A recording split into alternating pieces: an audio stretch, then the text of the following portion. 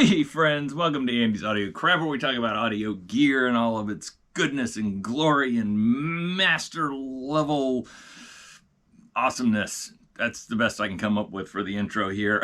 So we got this Marantz here, and we're doing this series where we're saying, hey, if I had this money, if I had the money to spend on this thing, is there a potential alternative where I can get some better value? Just like, can I get it like super cheap or what have you? And let's just roll into the intro.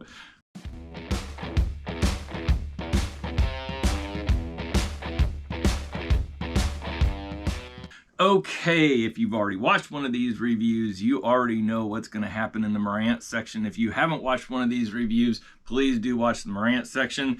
Please don't get offended. I'm not calling your baby ugly if you do like these Marantzes. I'm just giving people an alternative. That's it. I like that. I like giving alternatives, and yeah, not everybody has $800 to spend on a Marantz. Let's go into the Marantz section. Hopefully you're already familiar with Marantz. They have a long legacy of creating some of the most sought after, most desirable receivers and amplifiers. This in particular is a 2230. The 2230, they sold, I don't know how many hundreds of thousands of these, but they used to be a dime a dozen. You could go out on any alley and find 2 or 3 of them. I'm being a little sarcastic, but 10 years ago, these were next to worthless. Now, these are just going through the roof. So why? Well, they sound absolutely killer good. In my pursuit to find something that can substitute in for this, I'm going to be looking at several different categories. This is my receiver stereo amp score sheet, and every amp that I compare to the Marantz is going to get a score sheet. The Marantz got a score sheet, and what we're going to look at on the score sheet is listening crap, input output rating crap, and value add crap. Now let's go through the Marantz in particular. I gotta find it. There's a lot of them. I compared a lot of amps here, receivers. Top to bottom, this amplifier, as this one sits right now, would probably sell for $800 to $1,200 on eBay, depending on the day, depending on the buyer. It's Christmas time. God knows it's just going to go crazy. So that classic 70s sound is what you're going to get with one of these. You look at the controls, you only have a very limited amount of controls on this thing. You have a receiver, you have tone controls, which is low, medium, high, bass, mid, treble. You have phono in, aux in, and a couple of cassettes, I think. No, one cassette, and that's it. You got a pre-out, main in, things like that. It's really super basic, but it sounds absolutely phenomenal, and the looks, you can't deny it. The looks are great. Now, on the listening crap, because this is our benchmark, and we want to be able to distinguish between this and other receivers that I'm going to review, it gets 5s all the way down. Total score 25. We're going to score inputs, 10 each, and we're only looking at aux, CD, and phono. If it can do 4 ohms, it gets 20 points. Non-surround sound speaker outputs. So we're going to be doing some stereos that have surround sound. I just don't even care about the other outputs, only the main outs. Left-right channel leakage. This one's a little bit of an odd duck, but it's pretty easy to test. You unplug one channel from the input, unplug the speaker from the opposite, and or no, you plug in, oh no, wait, I got that wrong. You unplug one of the inputs, unplug the same speaker, no, the other one. Anyways, it's some mix of that, and if you can hear audio coming through, there's leakage. And what we're gonna do is we're gonna put the Marantz at a -10, which is the middle. Separation and stage, kind of a byproduct of a lot of things. Dynamic range, leakage, just general ability of the stereo to, replicate stereo sound. We're gonna, again, put Marantz right in the middle. It's gonna be a 10. So Marantz got a total input output or input total output thing. This crap score right here, it's got a 60. And then the value add crap is stuff like serviceability, which this one, we're gonna put it at the max. We're gonna say, this is the max of serviceability. Everything from there on out is just going downhill, right? If you can match the serviceability of this, actually, just gonna use my own experience here. This thing is ridiculously serviceable. Build quality, we're gonna put this right in the middle. We're gonna say this is middle tier, and you're gonna see on some of these amps that they just went to the hilt to outdo themselves on things that you'll never ever see unless you're working on them. And then value, price. Now, the Marantz is gonna be lower on this scale, right? It's very expensive for what it is, for how many watts you're getting, and well, you'll see as you watch these videos, you'll see the faceplate option and just general attractiveness. Marantz, I put it at a 40 on both. There are better ones out there, and I'm looking at one of them right now. Hopefully you subscribe, because this is going to be a series. I don't know how long it's going to go on. I just keep finding stuff and buying it to review against the Marantz.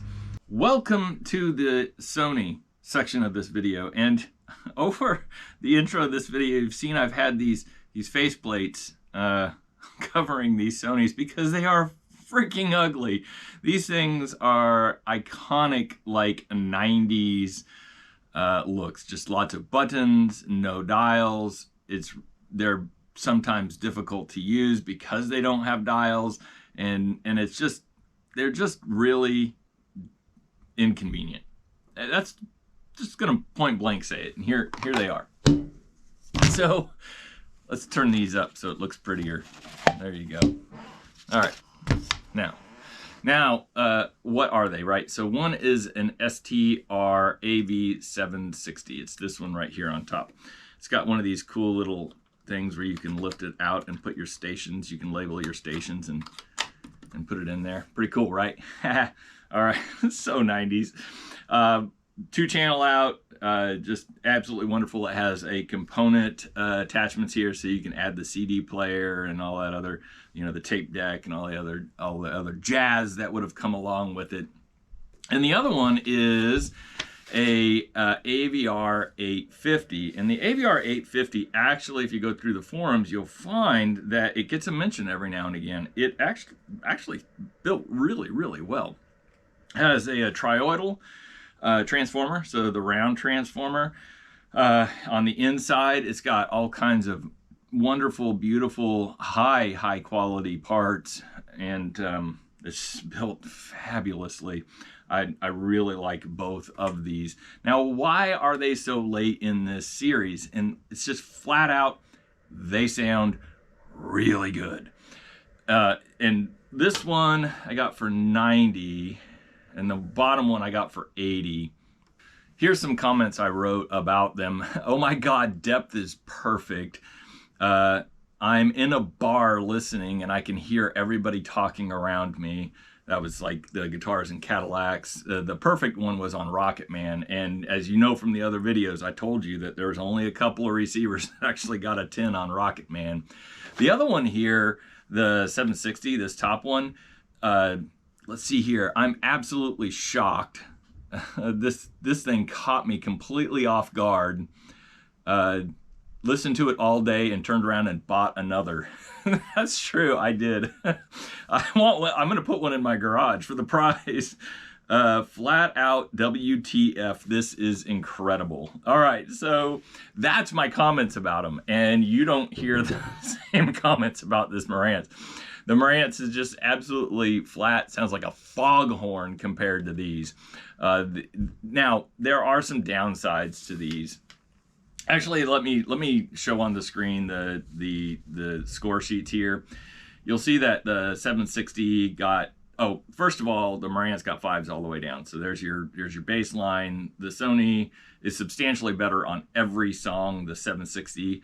And then the 850, the 850 behaves a little bit different. And it's interesting because they're from the same genre, but they are built very, very differently when you open them up. So maybe that's a little bit to do with it. But as far as overall score, they're very, very similar. And then you go down to like the inputs outputs rating Krapp, again, very similar score. You'll see that the 760, which is the one without the trioidal transformer, ended up with a higher score because of the leakage. Separation and stage on both of them, absolutely killer. As far as like serviceability, they are serviceable, but good luck finding the front panel pieces. If you ever get chipped on the front or you need a new little button, good freaking luck. Build quality on both of them is really high. Price to value is out of this world. And then the front silver champagne type options just wasn't there. But if you like that 80s look, then you will like these. And they have all of the gimmickness going on the display panel. They're just absolutely killer good sounding for the price. As far as I'm concerned, like if I had $800 to spend on one of these Marantz, I honestly, at this point in the reviews, and we're really deep now, we're almost to the top, I'm not going to spend my $800 on a Marantz. I'm sorry. I just am not. If you're listening to a Marantz and you think it sounds really good, and I've got a 2252 over there, and I've got a 2270 back there on the shelf, and all of them have been recapped. I have listened to originals as well. Actually, I recapped one of them before because I thought it sounded foggy, and I thought recapping it would fix it, and it did. It made it better, but it's not like this good. It's not this. You're listening with your eyes. If you see one of these and you think it sounds good, you're listening with your eyes. Honest to goodness, if you took one of these and A/B tested them, you would be picking this all day long. You really would. And for the price, you're not going to find these in your vintage shop. If the vintage shop had these priced out where they could make money on them, you'd see them there, because they knock these on their butt every time. They just sound killer good. They look ugly as hell, and that's just it. They're ugly. But you know what is interesting? Just like the Onkyo Integra that I reviewed in a prior video, these things, when I have them out, people are drawn to them. They're like, oh man, those are cool. What is that? Most people are familiar with the way this looks. I mean, they'll come up and they'll look at it and oh, that's kind of cool. But they'll look at these and they'll study it. They'll want to know what's going on. They like the fact that the meters move and there's all kinds of stuff going on. People like buttons. Come on, man. You get into a car with a lot of buttons, it just looks cool, right? Remember those cars that used to have lots of buttons? Now it's all a touch screen. Yeah, that's pretty boring. Anyhow, so I'm not interested in Marantz anymore, and I think on the prior video you saw me starting to wane, but now I'm just like, man, I really, after listening to this and hearing the clarity and the depth of the music and the separation, and it's just like, I mean, the WTF, this is incredible, is true. I mean, it's like, for $100, $90 for $90, $90.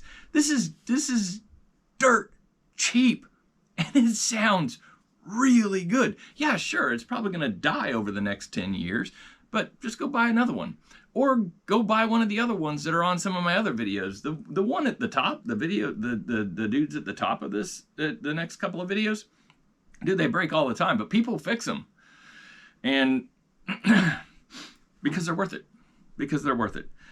All right, so I really went on a rant there. That's just I just felt like going on a rant. I hope you guys enjoyed it. So thanks for listening.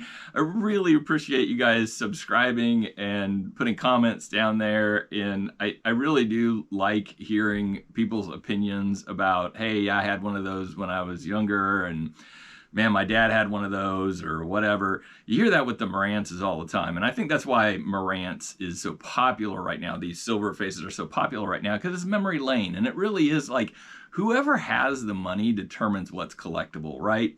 So if the baby boomers and the echo boom have the money right now and they remember these things growing up and they want to go down nostalgia lane, these are going to be the popular ones. I don't know if these will ever get popular. I feel like there's a chance, but because of their complexity and the serviceability really isn't there, they may never catch. And so that makes them just a stupid good deal if all you care about is sound. Again, don't listen with your eyes, close them. And you'll find that these things, absolutely wonderful. Give it a listen.